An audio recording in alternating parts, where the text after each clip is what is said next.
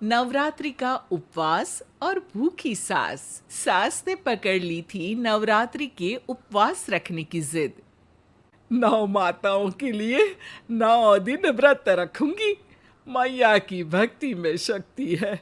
मैया हमारे परिवार को अपना आशीर्वाद जरूर देंगी। लेकिन अपना शरीर तो देखिए माँ जी, आपका एक पाँव घर में रहता है और एक पाँव डॉक्टर के यहाँ। फिर से बीमार हो गई तो जय माता दी के साथ राम नाम सत्य भी। अरे राम राम राम, कैसी बातें कर रही हो बहू। राम नाम सत्य हो मेरे दुश्मनों का। मुझे व्रत रखने से मत रोको बहू। वरना देवी माँ नाराज हो जाएंगी। नहीं, तुम्हारी सासु माँ नाराज हो जाएंगी। अरे पर माँ, भूखे क्यों रहना है? देवी माँ थोड़ी ना चाहती होंगी कि उनके भक्त भूखे रहें। और आपकी तो सारी मनोकामना पूरी हो चुकी है ना माँ। लालच है बेटा, लालच बुढ़ापे में भी खत्म नहीं होती। अरे तुम चुप करो जी। तुम्हारी भी उम्र है भक्ति भाव करने की। ज्यादा बड़बड़ की ना तो तुमसे भी उपवास रखवा लूंगी। हाँ। अरे रौद्र रूप क्यों धारण कर रही हो मेरी माँ। रख लो व्रत। ठीक है माँ, बस अपनी हेल्थ का ध्यान रखना। अरे उसकी चिंता तुम मत करो बेटा। मैंने टीवी पे देख लिया है कि व्रत में क्या क्या खाने से शरीर में कमजोरी नहीं होती। अच्छा ही है, वरना ऐसा ना हो कि 9 दिन के बाद तुम मैया के द्वार की जगह सीधा हरिद्वार। अरे तुम मुझे हरिद्वार क्यों भेजना चाहते हो? क्योंकि अब तुम्हें मायके तो भेजने से रहा।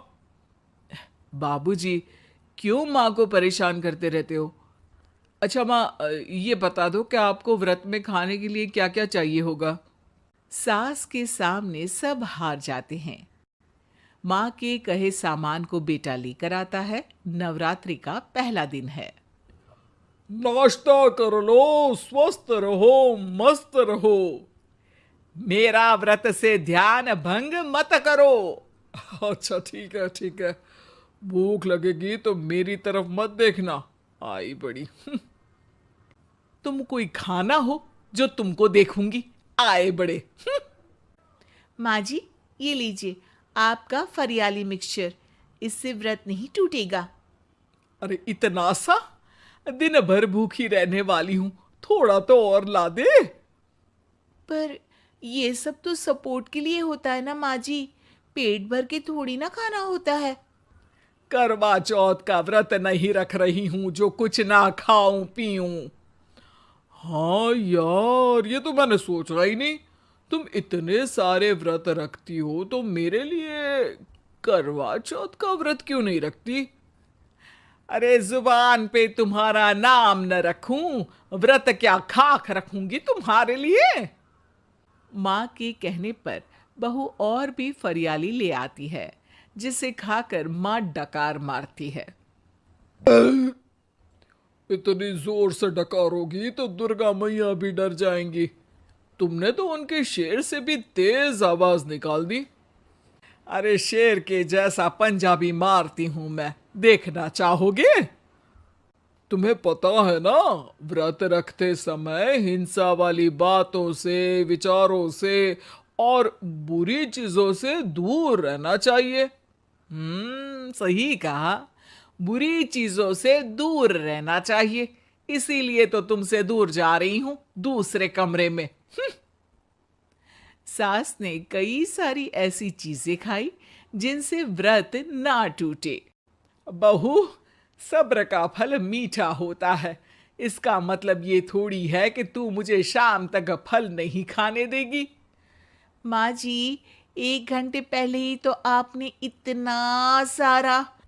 अरे एक खाता ही बना ले, उसमें लिखा करे कि मैंने कितना खाया, कितना पानी पिया। अरे नहीं नहीं माँ जी, मैं अभी फल लेकर आती हूँ।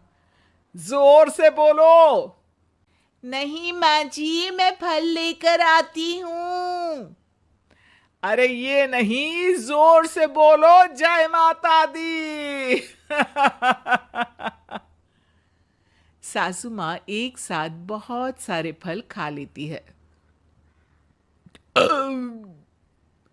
माँ जी, इतनी जोर से मैं डर गई। अरे भक्ति की शक्ति की पुकार है। पुकार नहीं, डकार है। हाँ हाँ, ठीक है ठीक है।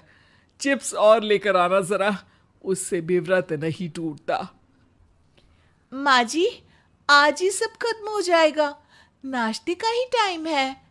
अरे ठीक है ना बेटा, मैं अब कुछ खाऊंगी ही नहीं, तुझे इतनी तकलीफ है तो। नहीं नहीं माँ जी, मेरा मतलब था कि उपवास में सिर्फ इतना खाना चाहिए जितना शरीर के लिए सही रहे। स्वाद के लिए खाने से तो अच्छा है कि उपवास ही मत रखो। माता जी की कृपा तो वैसे भी बनी ही रहती है। अरे वाह बहू वाह, एक ढोलक और हारमोनियम भी लेकर आना और प्रवचन करने लग जा।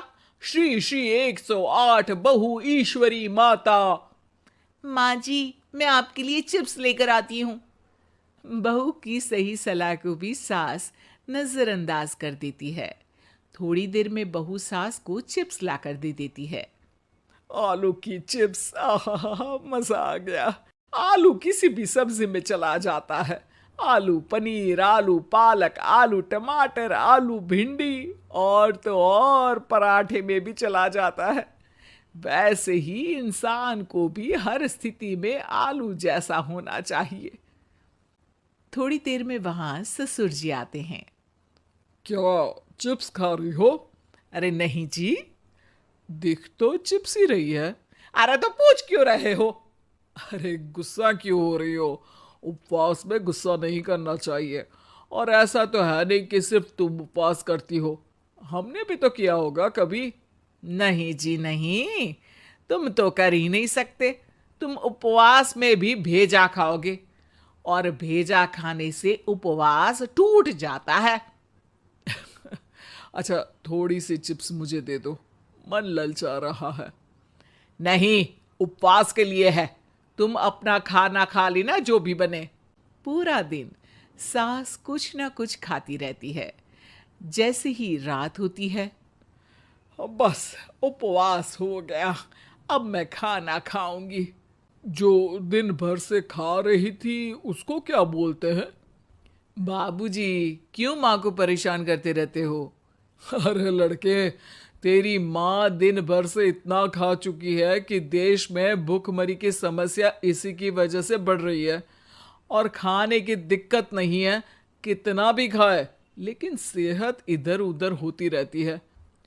कुछ ऊपर नीचे हो गया तो तेरी माँ खाने के बाद हाथ धोएगी और तू अपनी माँ से हाथ धो बैठेगा। अरे इत्तू सा तो खाया था, उपवास भी ना तोड़ू क्या? ठीक है, नहीं खा रही बस। अरे बहू तुम ही बताओ, ये इत्तू सा मतलब कितना खाया है इसने? ना जी ना, मैं कुछ नहीं बोलूंगी। खाना दे रहे हो या नहीं, या 9 दिन बिना जल के उपवास रख लूं? देने के लिए धमकी अच्छी है, सुनने में भी डरावनी लग रही है, पर जैसे तुम्हारी जुबान में स्वाद का खून लगा है ना, तुम भूखी नहीं रह पाओगी। मैं कसम खाती हूं जी। अरे देखो, कसम भी खाओगी तुम। अरे कुछ और दे दो इसको खाने को। ये ले, दाल चावल खा ले बस। डॉक्टर भी कहते थे कि माँ को आए दिन पेट से जुड़ी समस्या रहती है। बस इसी के लिए घर वाले पहले उन्हें उपवास नहीं करने दे रहे थे, लेकिन जब उपवास करने दिया तो माँ ने इतना फरियाली खाया कि घर वालों की चिंता बढ़ा दी। और जैसा कि घर वालों को डर था, अगले दिन उनकी तबीयत खराब भी हो गई। डॉक्टर को बुलाना पड़ा। अरे जितनी बार आप बीमार होते हो उस हिसाब से तो मुझे एक क्लिनिक आपके घर में ही खोल लेना चाहिए। या फिर क्लिनिक में ही इनका एक अलग कमरा बनवा देते हैं डॉक्टर साहब। बाबूजी, पिताजी, मेरे जनक, क्यों हमेशा मजाक करते रहते हो? डॉक्टर साहब, माँ का पेट खराब है। क्या खाया था? जो मिला जो दिखा सब कुछ। अरे बस भी करो जी। बस तो तुमको करना था खाते वक्त। देखिए, खाना अच्छी बात है और उपवास भी आदमी को रखते रहना चाहिए, लेकिन तब जब शरीर लायक हो। पहले दिन ही बीमार हो गई तो 8 दिन कैसे होगा। आप व्रत मत रखो और खाने पीने पे ध्यान दो। मैं गोलियां दे रहा हूँ। आप भी कुछ खाने को ही दे रहे हो? हाँ, इससे जल्दी ठीक हो जाएंगी, समझ गई हैं आप। अब तो ठीक ही होना है ना मुझे। जोर से बोलो। जय माता दी। जय माता दी। जय माता दी।